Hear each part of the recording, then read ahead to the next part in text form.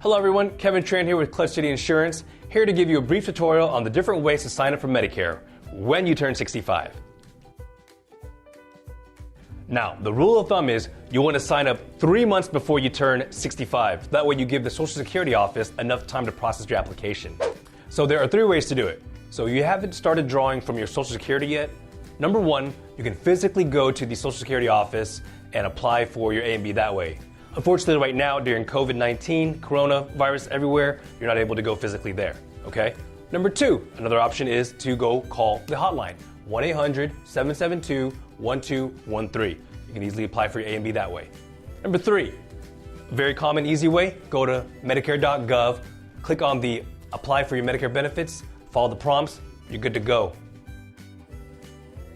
Again, folks, my name is Kevin Tran with Clutch City Insurance. If you have any questions or concerns, give me a call. Medicare can be very, very confusing.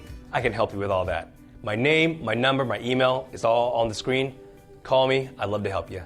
Bye-bye.